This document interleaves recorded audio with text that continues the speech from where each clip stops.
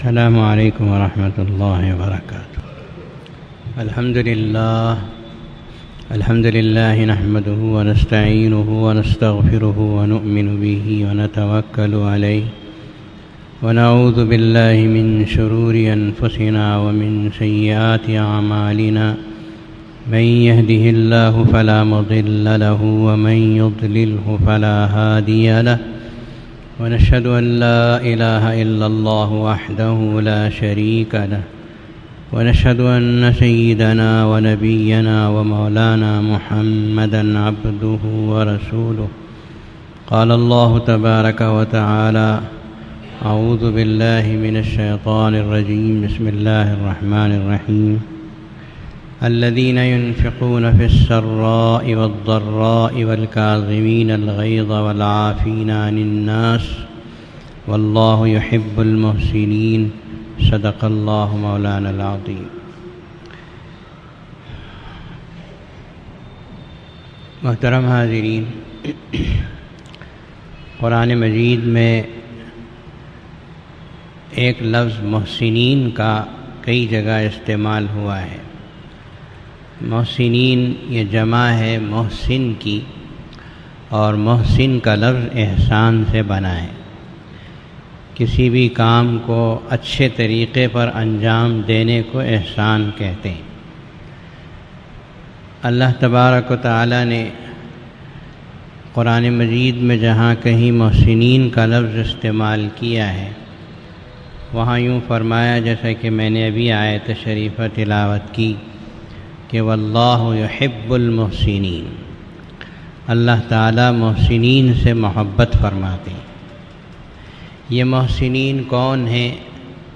جن سے رب کائنات خود ہی فرما رہے ہیں کہ ہم ان محسنوں سے محبت کرتے ہیں۔ عام طور پر اردو زبان جاننے والے، اردو پڑھے ہوئے محسن کا لفظ استعمال کرتے ہیں تو احسان کرنے والا، کسی نے چائے پلا دی احسان کر دیا، کسی نے کھانا کھلا دیا احسان کر دیا، 5-10 روپیہ اگر ہاتھ میں دے دیے تو احسان کر دیا۔ یہ لفظ محسن کا بالکل محدود ترجمہ ہے۔ قرآن مجید نے جو لفظ محسن استعمال کیا ہے وہ اس معنی میں نہیں ہے، بلکہ بہت ہی عام معنی ہے جس کو تفصیل سے قرآن مجید میں اللہ تبارک و تعالی نے ارشاد فرمایا۔ ذرا دیکھیے کہ یہ محسنین کون ہیں جن سے اللہ تبارک و تعالی محبت فرماتے ہیں۔ کچھ ایسی صفات ہیں جن کے پائے جانے سے انسان محسن بنتا ہے اور وہ محسنین میں شمار کیا جاتا ہے، اور اللہ تبارک و تعالی اس سے محبت فرماتے ہیں۔ یہی آیت شریفہ جو اس وقت میں نے تلاوت کی، اس آیت شریفہ کو اور اس کے بعد اور اس سے پہلی آیات، ان کے مطالعے سے، ان کے تلاوت سے پتہ چلتا ہے کہ اللہ تبارک و تعالی دراصل متقی لوگوں کی یہ صفات کو بیان فرما رہے ہیں۔ ان صفات میں سے محسنین کے یہاں 3 صفتیں بیان کی ہیں۔ الذین ينفقون فی السراء والضراء، پہلی صفت اللہ تعالیٰ نے یہ بیان کی کہ وہ لوگ ایسے ہیں کہ جو خرچ کرتے ہیں فی السراء والضراء، ایسی حالت میں بھی خرچ کرتے ہیں جبکہ ان کا ہاتھ وسیع ہو، کھلا ہوا ہو، اللہ نے پیسے خوب دے رکھے ہیں، اس وقت بھی خرچ کرتے ہیں، صدقہ خیرات کرتے ہیں، غریبوں کا خیال کرتے ہیں، ان کو کھلاتے ہیں، پلاتے ہیں۔ والضراء، ہاتھ میں ہو تو خرچ کر دینا کوئی کمال نہیں ہے۔ 10,000 روپے رکھنے والا 5-10 روپے خرچ کر دے تو کمال کیا ہے؟ اسی لیے اللہ تعالیٰ نے اور ایک لفظ بڑھایا کہ فی السراء والضراء، تکلیف کے موقع میں بھی خرچ کرتے ہیں اور صدقہ اور خیرات کرتے ہیں۔ کہ ایک آدمی 10 روپے ہی کماتا ہے تو اب وہ کسی کو صدقہ دے، کسی کے اوپر خرچ کرے، یہ تو تصور سے باہر سمجھا جاتا ہے۔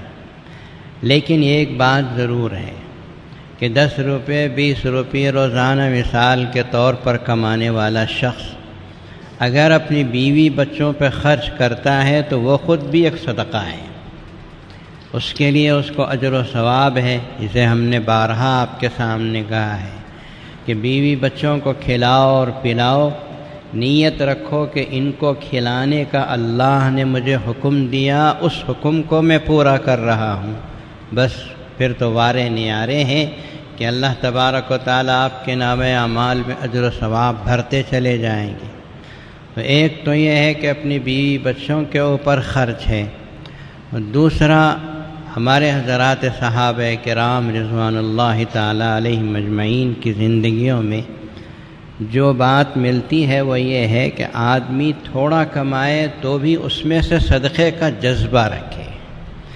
مثال کے طور پر آپ مہینے میں 5,000 10,000 روپے ہی تنخواہ لیتے ہیں، اب آپ یہ سوچیں کہ میں 5-10 ہزار روپے تنخواہ لیتا ہوں، اس میں سے کیا خرچ کروں۔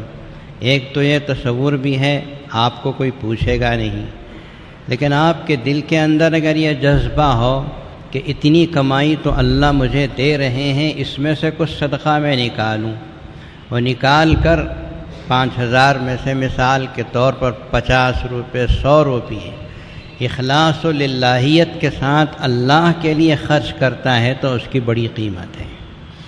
حضرات صحابہ کرام رضوان اللہ تعالیٰ علیہم اجمعین جن کو پہلے سے تنگ دستی تھی، غریبی تھی، ایک وقت کا کھاتے تھے تو 2 وقت بھوکے رہتے تھے، ان کی تاریخ میں یہ موجود ہے۔ کئی حدیثیں ہم آپ کو بتا سکتے ہیں کہ صبح سے لے کر دوپہر تک محنت کر کے کماتے تھے، اور 2-4 درہم جو ملتے تھے اس میں سے 1 درہم ضرور صدقہ کرتے تھے کہ یہ جو صدقہ کیا جاتا ہے یہ اللہ تبارک و تعالیٰ کے پاس محفوظ رہ جاتا ہے۔ جیسا کوئی آدمی آج کچھ پیسہ بچا کر بینک میں جمع کرتا ہے، اس سے کہیں زیادہ، لاکھوں درجے زیادہ اللہ تبارک و تعالیٰ کے پاس محفوظ ہوتا، تو کما کر صدقہ کرتے تھے۔ تو الذین ينفقون فی السراء والضراء، خوشی آدمی کو وسعت ہے، خوشیوں کا زمانہ ہے، بہت دولت ہے، اس وقت بھی خرچ کرتے ہیں، والضراء اور ہاتھ تنگ ہوتا ہے تو اس وقت بھی ہاتھ کھولتے ہیں۔ یہ بہت بڑی چیز ہے، صدقہ بلاؤں کو ٹالتا ہے، آدمی کو صدقہ دیتے رہنا چاہیے۔ لوگ پیسوں کے اوپر، دولت کے اوپر کہیے گستاخی معاف گنجے سانپوں کی طرح سے جم کر بیٹھ جاتے ہیں کہ اللہ نے دیا جما لیا، اللہ نے دیا جما لیا، خرچ ہی نہیں کرتے۔ ایسے لوگ محسنوں میں شامل نہیں ہیں۔ پہلی صفت اللہ تعالیٰ نے بیان فرمائی کہ الذین ينفقون فی السراء والضراء، اللہ جن محسنوں سے محبت کرتے ہیں ان کی پہلی صفت یہ ہے کہ وہ ہاتھ میں ہو تو بھی خرچ کرتے ہیں، صدقہ خیرات دیتے ہیں، ہاتھ تنگ ہوتا ہے تو اس وقت بھی کچھ نہ کچھ صدقہ اور خیرات کا جذبہ ہوتا ہے۔ اور دوسری چیز جو اللہ تبارک و تعالی نے بیان فرمائی، بلکہ دوسری اور تیسری ملا کر ہم عرض کریں گے، اس لیے کہ دونوں آپس میں جڑی ہوئی چیزیں ہیں۔ الذین ينفقون فی السراء والضراء، دوسری چیز فرمایا والکاظمین الغیظ، اپنے غصے کو پی جانے والے، اور تیسری چیز فرمایا والعافین عن الناس، لوگوں کو ان کی غلطیاں معاف کر دینے والے۔ یہ دو چیزیں الگ الگ اللہ تعالیٰ نے بیان کی ہیں، لیکن معنوی اعتبار سے آپ سمجھتے ہیں کہ ایک ہی چیز ہے کہ لوگوں کے کسی عمل پر، کسی بات پر آپ کو غصہ آیا، بیوی کی کسی بات پر غصہ آیا، اولاد کی کسی بات پر آپ کو غصہ آیا، نوکر کے، لونڈی کے، غلام کے کسی بات پر آپ کو غصہ آیا، اور آپ نے اس غصے کو پی بھی لیا اور اس کی غلطی کو معاف بھی کر دیا۔ یہ محسنوں کی صفات میں شامل ہے، اسے پیدا کرنے کی کوشش کرو۔ تفسیر میں لکھا ہوا ہے کہ امام زین العابدین جو خانوادہ رسول صلی اللہ علیہ وسلم سے تعلق رکھتے ہیں، انہوں نے ان کے پاس لونڈی حاضر ہوئی وضو کرانے کے سلسلے میں، یا سالن لے کر آئی تھی، مختلف روایتیں ہیں کہ کپڑوں کے اوپر پانی گر گیا یا سالن گر گیا۔ حضرت کو جو غصہ آیا، بڑی ناراضگی کے ساتھ ان کی لونڈی کی طرف نظر اٹھا کر دیکھی تو لونڈی بھی اس خانوادے سے تعلق رکھنے والی تھی۔ اس نے فوراً یہ آیت شریفہ تلاوت کر دی کہ والکاظمین الغیظ والعافین عن الناس، اللہ کے محسن بندے وہ ہوتے ہیں جو غصے کو پی جاتے ہیں اور لوگوں کو معاف بھی کر دیتے ہیں۔ فوراً قرآن مجید کی آیت شریفہ کان میں پڑی تو حضرت زین العابدین رضی اللہ تعالیٰ عنہ نے فوراً فرمایا، جا میں نے اپنا غصہ بھی پی لیا، تیری غلطی کو معاف بھی کر دیا، تجھے آزاد بھی کر دیا۔ یہ ہے دونوں چیزوں کو جمع کرنے کا طریقہ کہ لوگ غصے کے سلسلے میں بہت بے قابو ہوتے ہیں، اور آج کل فی زمانہ چاروں طرف سے جو واقعات سننے کو مل رہے ہیں اور لوگوں کی باتیں ہمارے پاس آتی رہتی ہیں، لوگ شکایتیں لے کر آتے ہیں کہ باپ کا غصہ بیٹے کے اوپر، بیٹے کا غصہ باپ پر، شوہر کا غصہ بیوی پر، بہت زیادہ آج کل واقعات، یا بیوی کو غصہ اپنے شوہر کے اوپر۔ یہ غصے کے جو کیفیتیں ہیں، یا دکان کے پڑوسی آپس میں ایک دوسرے کے اوپر غصے میں، یا گھروں کے پڑوسی آپس میں ایک دوسرے کے غصے میں، یہ غصہ جو ہوتا ہے انسان کو، یہ سمجھیے کہ غصہ انسان کی فطرت میں اللہ نے رکھا ہے۔ کوئی یہ نہیں کہہ سکتا کہ مجھے کبھی بھی غصہ نہیں آتا، اگر کوئی کہتا تو بیوقوف ہے، اس لیے کہ غصہ تو اللہ نے انسان کی سرشت اور فطرت میں رکھا ہے۔ تھوڑا زیادہ بہرحال ہوتا ضرور ہے۔ بعض لوگ انگار کے ڈبے کی طرح سے ہوتے ہیں کہ جس طرح ماچس کی تیری جلتی ہے، ایسا غصہ آ جاتا ہے، اور بعض لوگ بہت ہی آہستہ سے غصہ کرتے ہیں۔ حضور صلی اللہ علیہ وسلم نے فرمایا اتقوا غضب الحلیم، جو آدمی حلم اور بردبار ہوتا ہے اس کے غصے سے ڈرو۔ جسے دیر سے غصہ آتا ہے اس کا غصہ بھی دیر سے ٹھنڈا ہوتا ہے، اللہ حفاظت فرمائے۔ تو غصہ جو ہے انسان کی فطرت میں ہے، اللہ نے رکھا ہے، اور دوسری طرف یہ بھی حکم دے دیا کہ اللہ کے نیک بندے وہ ہیں جو غصے کو پی جاتے ہیں۔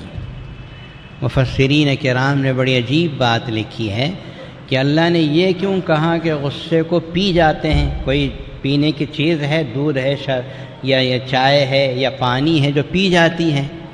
تو مفسرین کرام نے لکھا ہے کہ اصل میں غصہ انسان کی فطرت میں پہلے سے موجود ہے، اور وہ کبھی کبھی آگ کی طرح سے بھڑکتا ہے۔ اللہ نے شیطان کو بھی آگ سے پیدا کیا، اور غصہ بھی آگ ہے، انسان کی فطرت میں آگ ہے۔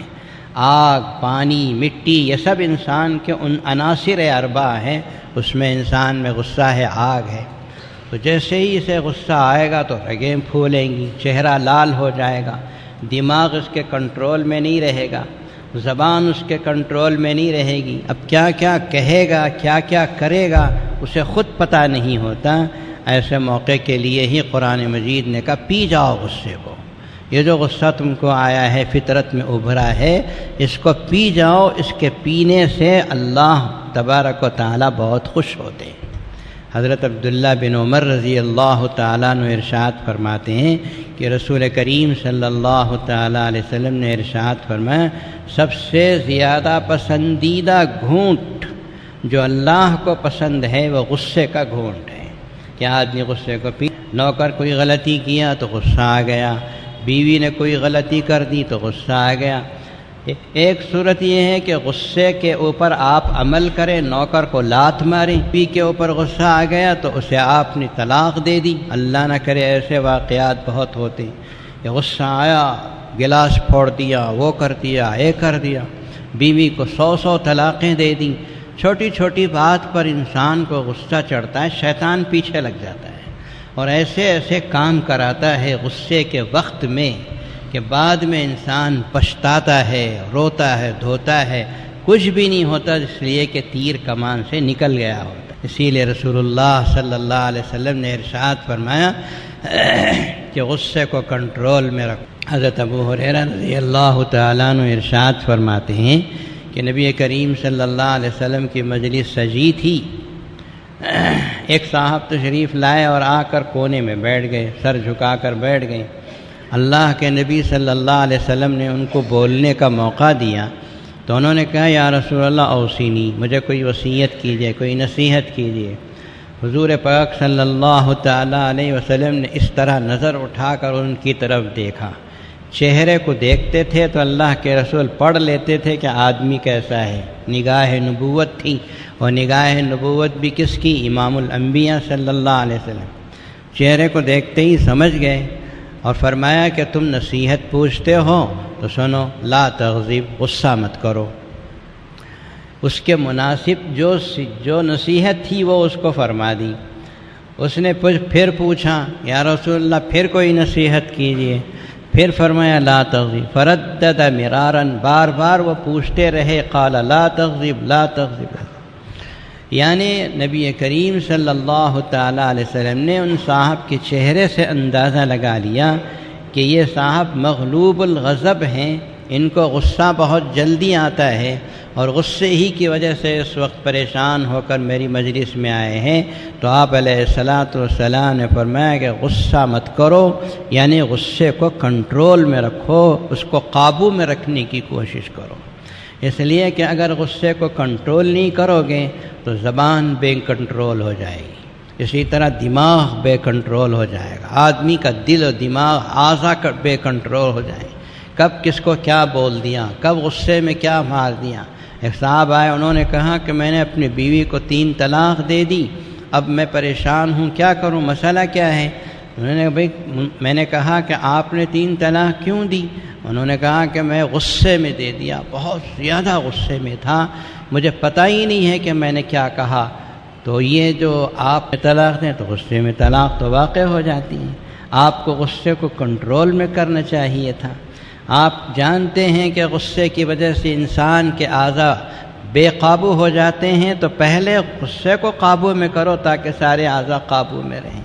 تو غصے کی وجہ سے انسان بہت کچھ کر بیٹھتا ہے، ضرورت اس بات کی ہے کہ غصے کا گھونٹ پی کر اللہ کو خوش کیا جائے۔ اسی لیے رسول کریم صلی اللہ تعالیٰ علیہ وسلم نے ارشاد فرمایا کہ کسی آدمی کو غصہ آئے تو اسے چاہیے کہ وہ بیٹھ جائے، کھڑا ہے تو بیٹھ جائے، کیفیت بدلی تو فوراً غصہ ٹھنڈا ہو جائے گا۔ لیکن اور اگر کوئی ذرا زیادہ گرم خون والا ہے، غصہ ٹھنڈا نہیں ہوتا ہے، تو اس کو چاہیے کہ بیٹھنے پر ٹھنڈا نہ ہو تو سو جائے، سوئے گا تو ساری رگیں اس کی آرام پا جائیں گی اور خون بھی ٹھنڈا ہو جائے گا، غصہ بھی ٹھنڈا ہو جائے۔ پانی، ٹھنڈے پانی سے وضو کرنے کا بھی رسول اللہ صلی اللہ علیہ وسلم نے حکم دیا کہ غصہ آگ ہے، آدمی کو جب غصہ آتا ہے تو اس کو ٹھنڈا کرنے کی ایک اچھی شکل یہ ہے کہ آدمی جا کے ٹھنڈے پانی سے وضو کر لے، اور جب ٹھنڈے پانی سے وضو کرے گا تو یقیناً اس کا غصہ ٹھنڈا ہوگا، اور پھر اس کے بعد وہ اپنے جس کے اوپر غصہ آیا اس کے ساتھ معاملہ کر سکتا ہے۔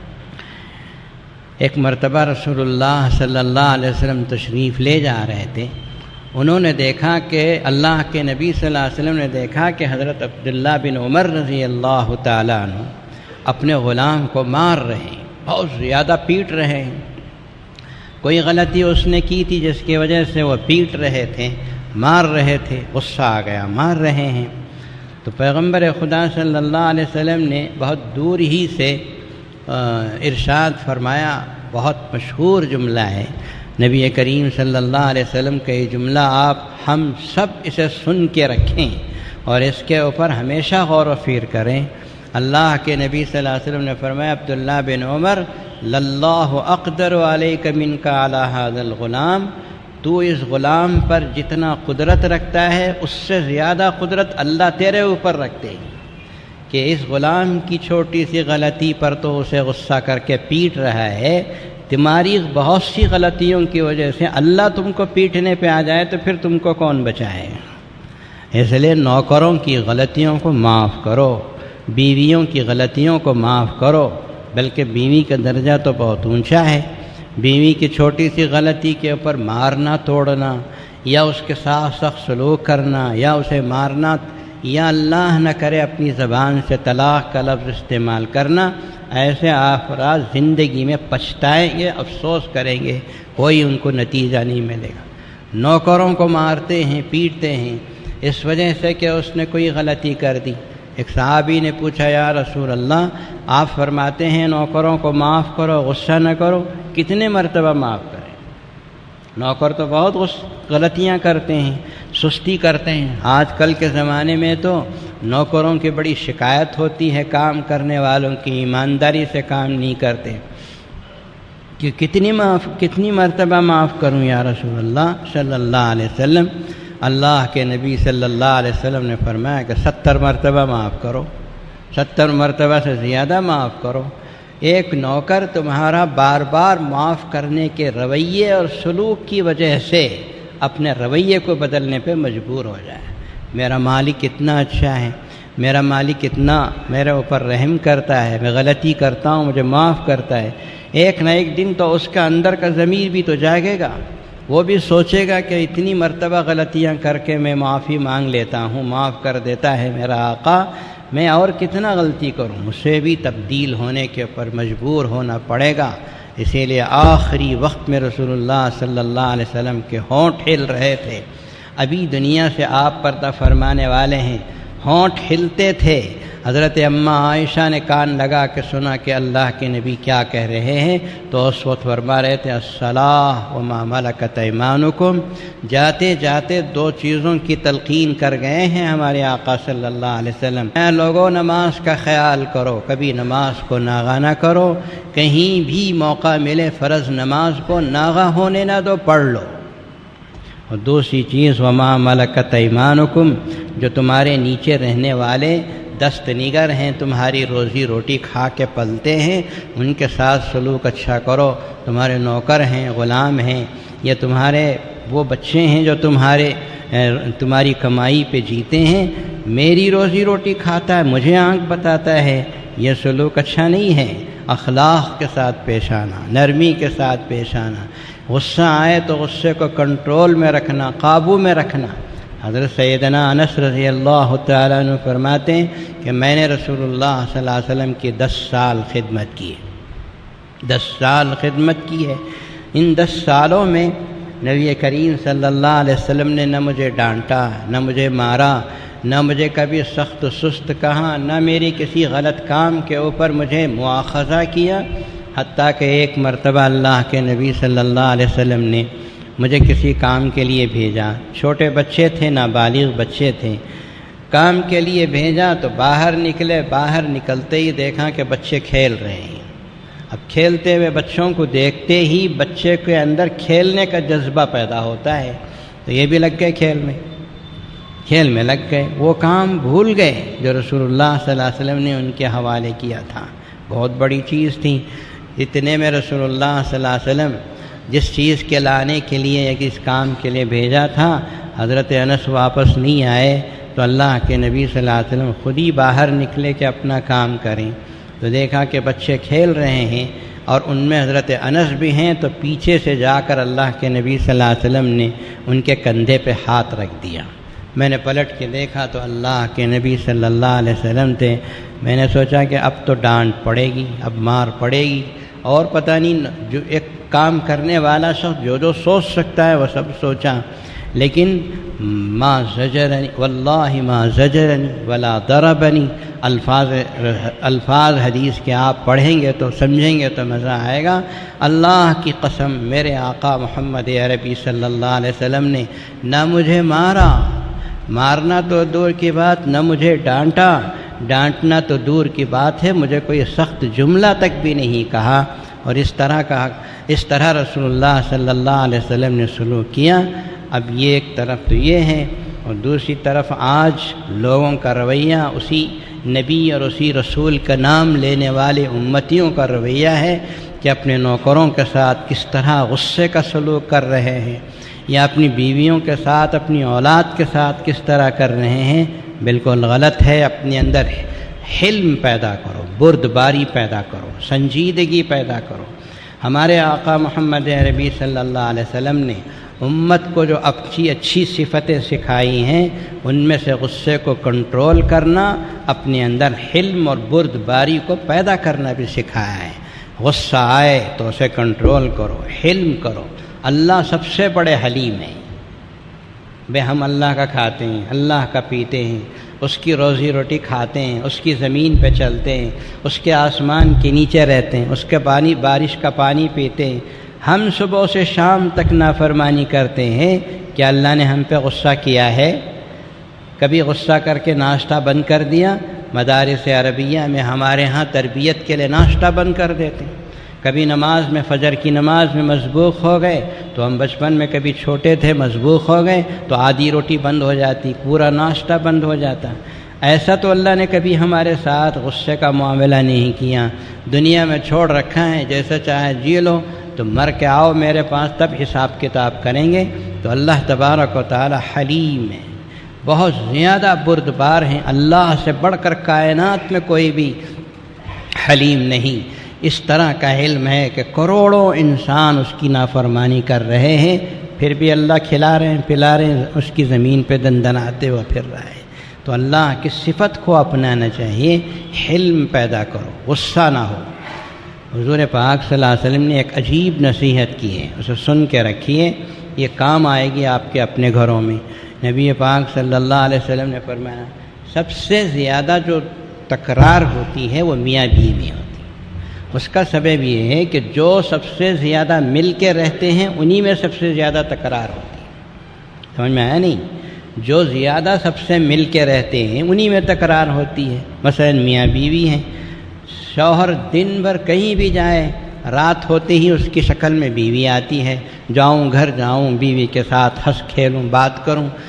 ایسا ایک شریف مومن، اچھا مسلمان وہ ہے جسے شام ہوتے ہی اپنی بیوی کی یاد آئے، اپنے بیوی کے پاس چلا جائے، بات چیت کرے، اس کا دل خوش ہو جائے۔ یہ اچھے مومن کی علامت ہے۔ تو مل جل کے رہتے ہیں، اس لیے تکرار بھی ہوتی ہے۔ حضور پاک صلی اللہ علیہ وسلم کی ایک طویل حدیث کا آخری جملہ ہے، نبی کریم صلی اللہ علیہ وسلم نے ارشاد فرمایا، اذا غضب احدکم فلیسکت۔ کیا جملہ ہے! کروڑوں ہیرے قربان کر سکتے ہیں اس حدیث کے جملے پر۔ اللہ کے نبی نے فرمایا، بھئی جب تم میں سے کسی کو غصہ آئے تو خاموشی اختیار کر لے۔ شوہر کو غصہ آ گیا، اب زبان چلانا سیلو، زبان کو بند کرو۔ یا بیوی کو غصہ آ گیا، زبان سیلو، بند کر لو، خاموش رہ جاؤ۔ بڑبڑ بولو گے تو ہی بات بڑھے گی، بڑھتی طلاق تک چلی جائے گی، اللہ نہ کرے۔ زبان خاموش ہو گئی تو پھر اس کے بعد کوئی مصیبت، کوئی پریشانی آنے والی نہیں۔ اذا غضب احدکم فلیسکت۔ جب تم میں سے کسی کو غصہ آتا ہے تو اسے چاہیے کہ وہ خاموش رہ جائے، بولے تو نہ مصیبت۔ جب زبان چپکا رہے گی، من صمت نجا، میں نے پچھلے جمعہ حدیث پیش کی، جو خاموش رہ گیا وہ مصیبتوں سے نجات پا گیا۔ یہ زیادہ بولنے والے جو ہوتے ہیں، بڑبڑ کرنے والے، وہی پریشانیوں میں مبتلا ہوتے ہیں۔ حلم اور بردباری اپنانا۔ شوہر کو بیوی پہ غصہ آ گیا، بیوی کو شوہر پہ غصہ آ گیا، جیسے یہ غصہ آیا اٹھ کے باہر چلا گیا، خاموش رہ گیا۔ آتا ہے غصہ، اور ضرور آتا ہے، آنا بھی چاہیے، لیکن یاد رکھیے غصے کی دو شکلیں ہوتی ہیں۔ ایک تو یہ ہے کہ آدمی ہمیشہ ٹھنڈا رہے، بیٹا نماز نہیں پڑھ رہا ہے، ٹھنڈا ہے، بیٹا چوری کر رہا ہے، ٹھنڈا مزاج ہے، بیٹا شریعت کے خلاف کر رہا ہے، ٹھنڈا ہے۔ نہیں، یہ غصہ کرنے کی جگہ ہے۔ یہاں غصہ کرو، بیٹے پہ ناراضگی بتاؤ، نماز پڑھنے کی تاکید کرو، غلط کاموں سے رکنے کی تاکید کرو، لیکن بے جا ضرورت اور بغیر قسم کے بیجا جو غصہ آدمی کو آ جاتا ہے، اور اس غصے کے اوپر عمل کرتے ہوئے اپنے کو کنٹرول میں رکھے بغیر جو آگے بڑھ جاتا ہے، ایسی غصے سے اسلام نے منع کیا۔ ورنہ سیدنا عمر رضی اللہ تعالیٰ عنہ، ان کو بڑا غصہ تھا، غصہ ان کی طبیعت میں تھا، سب کی طبیعت میں ہوتا، ان کی طبیعت میں زیادہ تھا، لیکن غصہ ان کا حق کے لیے استعمال ہوتا۔ حضور پاک صلی اللہ علیہ وسلم نے خود ہی ارشاد فرمایا، جس گلی سے عمر گزرتے ہیں اس گلی سے شیطان گزرنے کی ہمت نہیں کرتا۔ تو باطل پہ غصہ ہے، باطل پہ غصہ آنا مومن کی شان ہے، لیکن وہاں بھی غصہ ایسا نہیں کہ بے کنٹرول اور بے قابو ہو جائے۔ باطل کے اوپر غصہ کر سکتے ہیں لیکن اس غصے کے اوپر بہت زیادہ عمل نہیں کرنا ہے، شریعت نے جس حد تک بتایا ہے اس حد تک کرنا ہے۔ لیکن بے ضرورت جو غصہ انسان کو آ جاتا ہے، جیسے ایک صاحب میرے پاس آئے، انہوں نے کہا کہ میں نے اپنی بیوی کو طلاق دے دی۔ کیوں دے دی؟ غصے میں۔ اچھا ذرا یہ بھی تو بتاؤ کہ آپ نے طلاق کیوں دی؟ آپ سن کے حیرت کریں گے۔ انہوں نے کہا حضرت میں شام کو آیا، کام کر کے تھکا ماندہ تھکا ہارا آیا کھانے کے لیے بیٹھا تو میری بیوی نے روٹی بنا کے دینے میں دیر کر دی، اس وجہ سے غصہ آ کے میں نے طلاق دے دی۔ اب آپ ہی بتاؤ، ٹھنڈے دل سے اللہ کے گھر میں بیٹھے ہو، سوچ کے بتاؤ کہ بیچاری اپنے شوہر کو گرم گرم روٹی دینے کے لیے اگر تھوڑی تاخیر کرتی ہے، ٹھنڈی روٹی نہ ہو گرم پکا کے دوں اس کے لیے اگر تاخیر ہوتی ہے، اور ایسا بے وقوف غصہ کر کے 3 طلاق دے دے تو یہ کہاں کا انصاف ہے؟ آج ہمارے ہاں غریبوں کی شادیاں ہیں، 4 شادیاں، اسی مناسبت سے میں یہ کہہ دینا مناسب سمجھتا ہوں کہ میاں بیوی کو آپس میں ایک دوسرے کے ساتھ بہت حلم کے ساتھ رہنا، بہت صبر کے ساتھ گزارنا ہے۔ آپس میں ایک دوسرے پہ غصہ کرنے سے گاڑی نہیں چلے گی، یاد رکھو۔ غصہ غصہ ہے تو خاموش، جیسا رسول اللہ صلی اللہ علیہ وسلم نے فرمایا، ایک دوسرے کے اوپر غصہ نہیں کرنا۔ اور آج کل تو بہت سے لوگ ایسی غلطیاں کر رہے ہیں، مجھے ڈر ہوتا ہے کہیں اللہ کا عذاب نہ اتر جائے۔ کیا ہوتا ہے؟ ابھی قریب میں میرے پاس ایک صاحب آئے، انہوں نے کہا کہ ہماری بیٹی کو لائر کے ذریعے سے کسی نے طلاق دے دی۔ لائر کا وہ پیپر لا کے رکھا ہے، وہ لائر شاید مسلمان نہیں ہندو ہے۔ ابھی ایک مسلمان لائر کو میں نے کہا بھئی طلاق کا مسئلہ آئے تم لکھ کے مت دو، میٹر بنا کے مت دو، تو انہوں نے کہا کہ میں بنا کے نہیں دیا تو کوئی ہندو لائر بنا کے دے دے گا، یہ سیکولر ملک ہے۔ دراصل بات یہ ہے کہ شادی کرنے کے لیے امام صاحب کی، مولوی صاحب کی ضرورت پڑتی ہے، بغیر مولوی صاحب کے نکاح نہیں ہوتا۔ کوئی بھی مسجد کا تو مولوی صاحب تو ضروری ہے، لیکن طلاق دینے کے لیے لائر کے پاس جاتے ہیں، طلاق دینے کے لیے اپنی زبان استعمال کرتے ہیں۔ جیسا آپ کا نکاح ہم پڑھاتے ہیں، آپ کو اگر طلاق دینے کی ضرورت پڑتی ہے تو بھی آپ کو ہمارے ہی پاس آنا ہے، امام کے پاس ہی جانا ہے، علماء کے پاس ہی جانا ہے۔ بغیر ہمارے آپ کا نکاح نہیں ہوتا ہے، ضرورت ہے ہماری آپ کی، تو آپ کو اپنی بیوی کے لیے طلاق دینے کی ضرورت پڑے پیش آئی تو آپ کو غصہ آتی طلاق دینے کا حق نہیں ہے، ہمارے پاس آ کے پوچھو، مسئلہ پوچھو کہ میں اپنی بیوی کو طلاق دینا چاہتا ہوں، کیا دے سکتا ہوں یا نہیں؟ ہم پوچھیں گے کیوں؟ اس لیے کہ روٹی ٹھنڈی کھلائی اس لیے طلاق، ہم طلاق کے بجائے تماچا دے کے بھیجیں گے کہ روٹی ٹھنڈی ہو گئی تو بیوی کو طلاق دینے والا بے وقوف، کیا حق ہے تجھے؟ تو یہ سمجھنے والی بات ہے کہ نکاح پڑھانے کے لیے مسجد چاہیے، امام صاحب چاہیے، دفتر چاہیے، اور اس میں سین ہوتے ہیں، اس میں لکھتے ہیں، گواہ ہے، وکیل ہے۔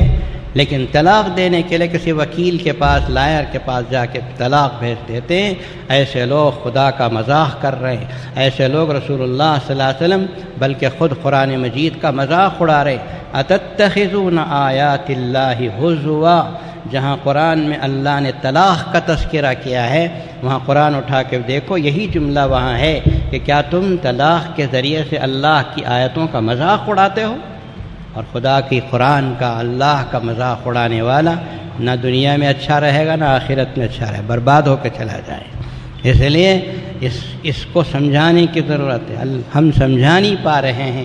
اللہ ہماری مدد فرمائے کہ جیسے نکاح کے لیے مولوی کی ضرورت ہے، ویسے ہی طلاق غصے کے ذریعے سے نہیں بلکہ مولوی کے ذریعے سے دو، اپنے غصے کو کنٹرول میں رکھو، علماء کے پاس جا کے، علماء کے ذریعے سے پوچھ پاچھ کے طریقہ معلوم کر کے دو۔ یہ تین طلاقیں جو دے رہے غصے میں آ کر، بلکہ ایک صاحب نے تو 100 طلاق دے دی۔ غصہ آیا، کیا غصہ آیا؟ اب وہ آپ تو سمجھیں گے کہ ایک مذاق والی بات ہو گئی۔ ایک آدمی نے 100 طلاق میرے پاس آئے، انہوں نے کہا حضرت میں نے 100 طلاق دے دی، اب میں کیا کروں؟ تو میں نے ان سے کہا کہ تمہارا سر دیوار سے مار کے پھوڑ لو، دیوار کو مارو تمہارا سر، اس کے علاوہ تو کوئی علاج نہیں۔ اور انہوں نے کہا کہ ایسا کیوں؟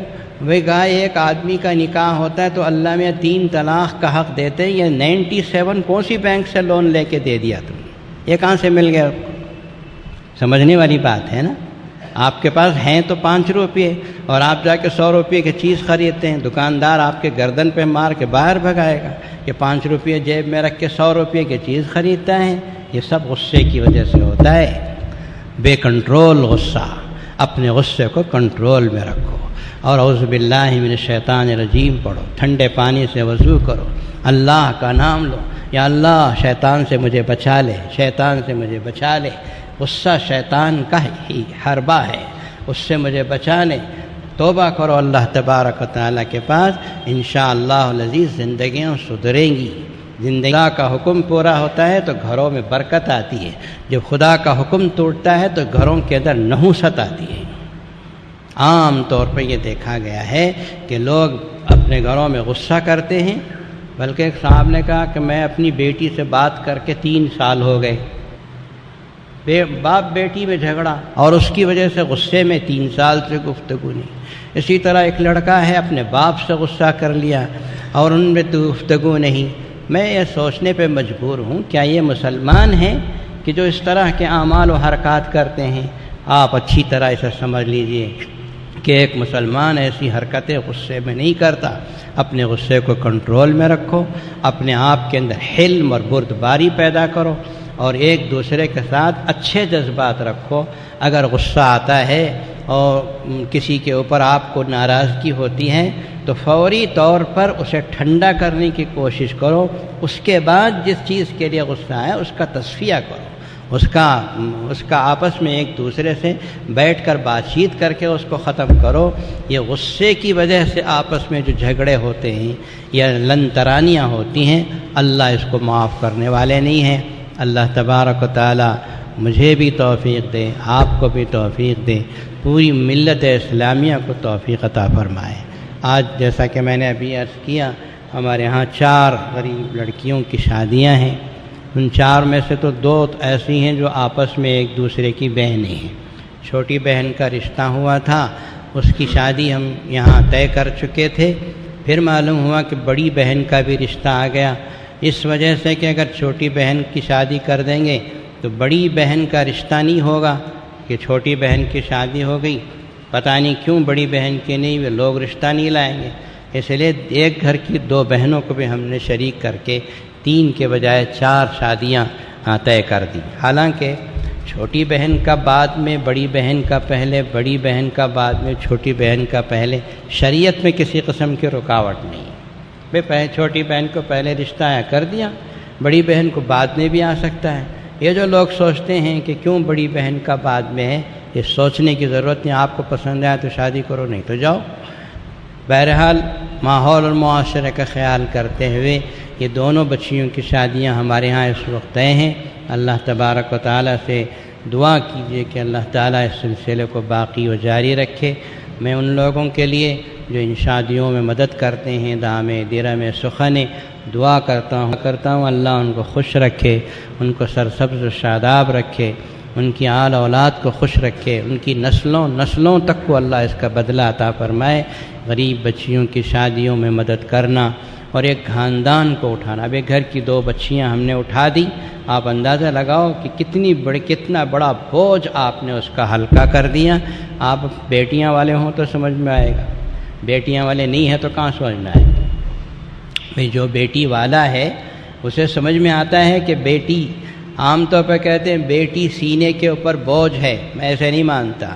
بیٹی اللہ دیتا ہے، بیٹی اللہ اٹھاتا ہے، اللہ ہی کے حوالے۔ ان لوگوں کے گھروں میں جن پر خدا پہ بھروسہ نہیں ہوتا وہ پریشانیاں بھروسہ رکھو۔